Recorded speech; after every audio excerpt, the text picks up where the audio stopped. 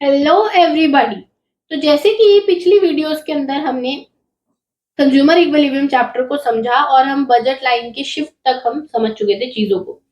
अब हम इस वीडियो में समझेंगे कंज्यूमर का आईसी एनालिसिस। कंज्यूमर आईसी के बेसिस पर किस तरीके से अपने सेटिस्फैक्शन को मैक्सिमाइज करेगा। तो देखिए, अभी तक हमने दो चीजें पढ़ी थी, आईसी और बजट लाइन। तो अब क्या होगा, दोनों चीजों को जोड़ देंगे। आईसी, बजट लाइन, दोनों को जोड़ के कंज्यूमर किस तरीके से मैक्सिमम सेटिस्फैक्शन अचीव करेगा, हम इस वीडियो में समझेंगे। ये वीडियोस एकदम देख रहे हो तो शायद समझ ना आए, पिछली वीडियोस को रेफर एक बार कर लेना। ओके, तो मैंने कहा कंज्यूमर अब उस पॉइंट पर आएगा जहां पे उसका आईसी और उसका बजट लाइन दोनों मिल जाएंगे। वहां पे कंज्यूमर अब अपना सेटिस्फैक्शन को अचीव करेगा। तो एक बात मुझको मैं आपको बताऊं कि मैंने कहा कि कंज्यूमर के पास दो चीजें थी, स्लोप और आईसी। और क्या कह रहे हो मैडम, कंज्यूमर के पास दो चीजें थी, बजट लाइन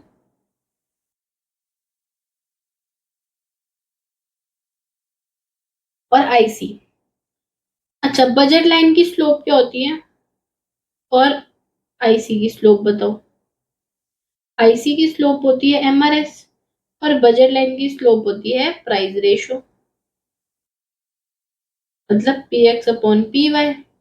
और एमआरएस क्या होता है, एमआरएस कितना आप एक्स दे रहे हो कितना वाई दे रहे हो। तो अब हमने इन दोनों चीजों को इक्वेट कर दिया है। इसका मतलब हमने क्या पढ़ना है, हमने वो पॉइंट पढ़ना है जहां पे MRS X Y is equal to P X upon P Y होगा। तो बस आईसी एनालिसिस के अंदर हमने ये चीजें पढ़नी है। ये हमने पढ़ लिया पिछली वीडियो में, ये भी हमने पढ़ लिया पिछली वीडियो में। जिसने नहीं पढ़ा वो जाके पढ़ लेगा और यहाँ आके दोबारा इस कंडीशन को समझ लेगा। Easy PG. तो हमने पढ़ा कि अब कंज्यूमर कब कब अपनी कंडीशन को सेटिस्फाई करेगा। पहला, जब एमआरएस इक्वल होगा प्राइस रेशो के, पहला पॉइंट। दूसरा, एमआरएस हमेशा फॉल करेगा। ये हमको पता ही है कि एमआरएस हमेशा फॉल करता है। क्यों करता है, पिछली वीडियो जाके देख। तो एमआरएस हमेशा फॉल करता है क्यों, क्योंकि लॉ ऑफ डीएमयू। लो, पिछली वीडियो में भी क्या जाना है मैंने तो अभी बता दिया, लॉ ऑफ डीएमयू। अब लॉ ऑफ डीएमयू क्या होता है ये आप देख लेना, क्योंकि ये बहुत लंबा टॉपिक हो जाएगा। तो दूसरी चीज तो हमें पता ही है, दूसरी कंडीशन। अब आ जाओ पहली कंडीशन पर, MRS should be equal to the price ratio. ठीक है, देखिए यहाँ पर समझिए कि मेरे पास लेट से कुछ कॉम्बिनेशंस हैं। ठीक है, मेरे पास कुछ कॉम्बिनेशंस हैं, A B C D E. X है 1 2 3 4 5 और वाई है 15 10 6 3 1। ठीक है, अब एमआरएस क्या होगा, हमने पढ़ा हुआ पिछली वीडियो में कि कितना सेक्रीफाइस कर रहा है ताकि दूसरी चीज उसको गेन हो जाए। तो ये उसने 5 सेक्रीफाइस करा ताकि उसको एक एक्स मिल जाए। तो ये 5:1 हुआ एमआरएस, फिर 4:1 हुआ। देखो यहाँ पे 4 छोड़ा उसने, यहाँ पे 3, यहाँ पे 2। इस तरीके से मैंने एमआरएस लिख दिया। ये कैसे आया पिछली वीडियो में देख लेना। अब मुझको इसको इक्वल करना है अपने प्राइस रेशियोज के। लेट से कि एक्स का प्राइस 4 है और वाई का प्राइस 1 है, ये प्राइस रेशियो है।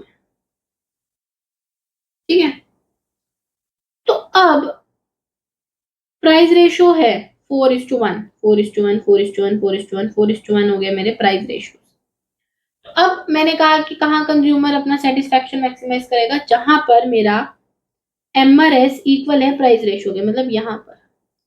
तो ये पॉइंट जहां पे एमआरएस इक्वल है प्राइस रेशियो के, वो है मेरा कंज्यूमर इक्विलिब्रियम। इसके ऊपर क्या है, एमआरएस ज्यादा है प्राइस रेशियो कम है, और इसके नीचे एमआरएस कम है प्राइस रेशियो ज्यादा है। इधर कंज्यूमर इक्विलिब्रियम के ऊपर क्या है और ये नीचे, यहाँ पे एमआरएस ज्यादा है, यहाँ पे एमआरएस कम है, और ये जहाँ पे दोनों इक्वल है ये है मेरा कंज्यूमर इक्विलिब्रियम। ओके मैम, तो इसका मतलब हमें ये कंडीशन चाहिए कंज्यूमर इक्विलिब्रियम के लिए, है ना। बिल्कुल। अब ऊपर इससे क्या हो रहा था, एमआरएस ज्यादा था, मतलब कंज्यूमर को हाई सेटिस्फैक्शन मिल रहा है एक्स की कंजम्पशन में, वो अपनी एक्स की कंजम्पशन बढ़ा रहा है, वाई की कंजम्पशन कम कर रहा है। फिर एक पॉइंट आता है कंज्यूमर इक्विलिब्रियम, जहाँ पे दोनों इक्वल होते हैं। उसके बाद क्या होता है, अब उसको एक्स की सेटिस्फैक्शन में कम है और वो वाई की कंजम्पशन को बढ़ा देगा। तो ये दोनों ही पॉइंट्स क्या हुए हमारे डिसइक्विलिब्रियम के, जब एमआरएस ज्यादा थी प्राइस रेशो के, और दूसरा जब एमआरएस कम थी प्राइस रेशो के। जब ज्यादा थी उस केस में वो क्या ले रहा है, वो एक्स की और यूनिट लेना चाहेगा, क्यों, क्योंकि उसको एक्स से ज्यादा सेटिस्फैक्शन मिल रहा है, और वो तब तक उसकी कंजम्पशन करेगा तब जब तक उसका प्राइस उसकी लेवल ऑफ सेटिस्फैक्शन के इक्वल ना हो जाए। और उसके बाद क्या हो रहा है कि अब वो कंज्यूमर को एक्स से कम सेटिस्फैक्शन मिल रहा है, तो अब वो वाई को ज्यादा कंज्यूम करेगा। ठीक है, ओके। मतलब एक चीज इसे आप ऐसे भी समझिए कि अब वो वाई, इस केस में क्या होगा कि वो वाई को कम सेक्रीफाइस करेगा, क्यों, क्योंकि अब उसको वाई की कंजम्पशन ज्यादा करनी है। तो इसमें सेक्रीफाइस वाला केस भी है, इसके अंदर वो ज्यादा सेक्रीफाइस करने को तैयार है, क्यों, क्योंकि उसको ज्यादा एक्स चाहिए, क्योंकि सेटिस्फेक्शन ज्यादा है इस वाले केस में। इस वाले केस में सेटिस्फेक्शन कम है, तो वो वाई को ज्यादा कंज्यूम करेगा और उसकी सेक्रीफाइस उसको कम करेगा। ठीक है, समझ गया मैम। अब मैं इसको अगर ग्राफ में पुट करूं तो किस तरह पुट करूंगी, बहुत इंपॉर्टेंट ग्राफ है, इसको ध्यान से समझना। ये मेरा वाई एक्सिस है, ये मेरा एक्स एक्सिस है। ठीक है, ये मेरी बजट लाइन है, ए बी क्या है, मेरी बजट लाइन। ओके, अब मैंने कुछ आईसीज बनाया आपके, जैसे ये 3 मैंने आईसीज बनाए, IC1, IC2, IC3। अब IC3 तो मेरे बजट लाइन के बाहर है, वो तो मैं वहां तक पहुंच ही नहीं सकती, अनअफोर्डेबल। ठीक है, IC2 मेरा बजट लाइन पर है बिल्कुल। ठीक है, IC1 मेरे बजट लाइन के कुछ अंदर है, और 2 पॉइंट्स हैं जहां पे बजट लाइन को टच कर रहे हैं। ठीक है, अब IC1 और IC2 में से कौन सा सेटिस्फैक्शन कंज्यूमर को ज्यादा देगा, हायर आईसी हायर सेटिस्फैक्शन। तो IC3 भी हायर है बट वो अनअटेनेबल है। IC2 जो है वो बजट लाइन को टच भी कर रहा है, हायर आईसी भी है। तो इसका मतलब IC2 को मैं कंसीडर करूंगी, क्यों, क्योंकि वो हाईएस्ट आईसी है, तो मतलब इसको मैं कंसीडर करूंगी। अब ये जो पॉइंट है जहां पे मेरी बजट लाइन और आईसी मिल गए, ये पॉइंट ई, जहां पे मेरा बजट लाइन और मेरे आईसीज मिल गए, वो क्या हुआ, वो हुआ मेरा पॉइंट ऑफ इक्विलिब्रियम। क्यों, क्योंकि मेरा यहाँ पे आईसी और बजट लाइन दोनों मिल गए। ठीक है, और इसी को मैं कहूंगी पॉइंट ऑफ टेंजेंसी। अब पॉइंट ऑफ टेंजेंसी क्या होता है, वैसे मैथ्स की क्लास नहीं है बट समझा देती हूँ। जैसे कोई सर्कल है और इसके साइड से कोई लाइन टच करके गई, अबे टच ही नहीं हो रही, टच करके गई, तो ये जो जिस पॉइंट पे उस लाइन ने उस सर्कल को टच करा वो हुआ पॉइंट ऑफ टेंजेंसी, मतलब ये लाइन इस पॉइंट पे सर्कल के टेंजेंट है। सिमिलरली ये कर्व के पॉइंट ई पे ये लाइन टेंजेंट है, पॉइंट ऑफ टेंजेंसी। यहाँ पर मेरा एमआरएस इक्वल है मेरे बजट लाइन के। ठीक है, ये बात भी समझ आएगी मैम। अब इसके अंदर नेक्स्ट पे आ जाओ पॉइंट्स पर। अब जो ये पॉइंट एच है, ये तो मेरी बजट लाइन के बाहर है, ये तो वैसे ही अनअटेनेबल है। जो पॉइंट एफ और जी है, ये तो लोअर आईसी पर है, तो लोअर आईसी मतलब लोअर सेटिस्फैक्शन, तो ये तो मैं क्यों ही कंज्यूम करूंगी, क्यों, क्योंकि मुझे हायर आईसी पे एक पॉइंट मिल रहा है ई, तो मैं वही कंज्यूम करूंगी। ठीक है, अब ये जो पॉइंट ई पे, ये पॉइंट ई के जितने भी लेफ्ट पर हैं, ये सारे पॉइंट्स यहाँ पर जितने भी होंगे पॉइंट ई के इस तरफ, इन सब में एमआरएस मेरी ज्यादा है प्राइस रेशियो से। ठीक है, और मतलब यहाँ पे मेरे को एमआरएस मेरी ज्यादा है, मतलब मुझे यहाँ पे ज्यादा सेक्रीफाइस करना पड़ता है, मार्जिनल रेट ऑफ सब्स्टिट्यूशन ज्यादा है, प्राइस रेशियो कम है। और ये जो पॉइंट्स है मेरे सारे पॉइंट ई के राइट में, ये वाले, ये जो मैं ऑरेंज से बता रही हूँ, ये वाले, ये सब वो पॉइंट्स हैं जहाँ पे मेरा एमआरएस कम है, प्राइस ज्यादा है, मतलब यहाँ तो प्राइस ही ज्यादा है, प्राइस रेशियो ही ज्यादा है, मैं अफोर्ड ही नहीं कर सकती। तो ये तो वैसे ही अनअटेनेबल हो गया, है ना। तो इस तरीके से हम अपने ग्राफ को प्लॉट कर देते हैं। ठीक है, क्या समझे? हम ये समझे कि ये वाले जो सारे पॉइंट्स थे ई पॉइंट के राइट में, ये वाले इधर सब में प्राइस रेशियो ज्यादा है, P X upon P Y ज्यादा है मार्जिनल रेट ऑफ सब्स्टिट्यूशन से। दूसरा आईसीबी बाहर है बजट लाइन के, अनअफोर्डेबल पॉइंट्स भी अनअफोर्डेबल है। ये वाले सारे पॉइंट्स के अंदर एमआरएस कम है। ये जो एक पॉइंट, ये जो पॉइंट ई बीच में ई महाराज बैठे हैं ये वाले, इधर मेरा आईसी और मेरे बजट लाइन मिल गई है।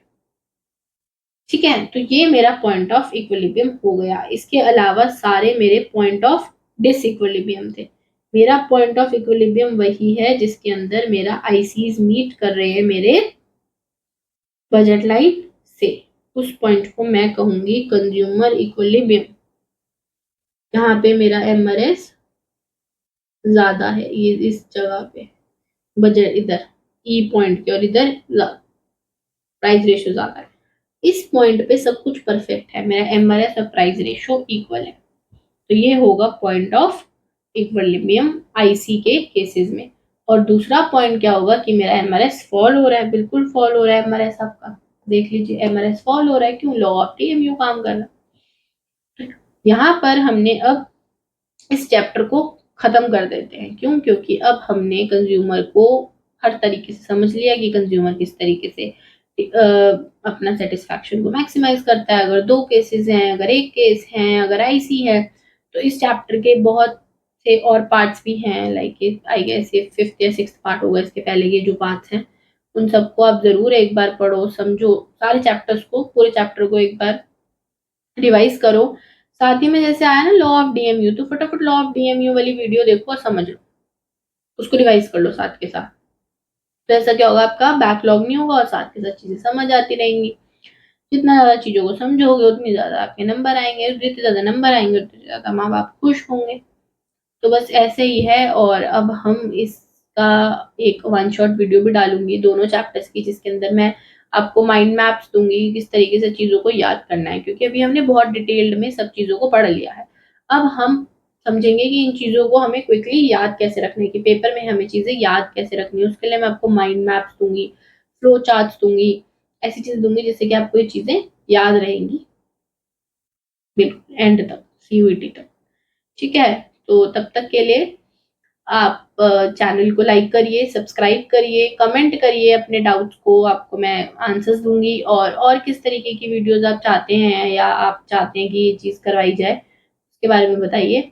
अब माइक्रो के 2 चैप्टर्स हो गए हैं, तो अब मैं इसके बाद स्टैट्स के कुछ चैप्टर्स डालूंगी, सो दैट जो लोग स्टैट्स के चैप्टर्स शुरू कर रहे हैं उनके लिए भी थोड़ा हेल्प हो सके। Till then bye bye, channel को सब्सक्राइब जरूर करिएगा।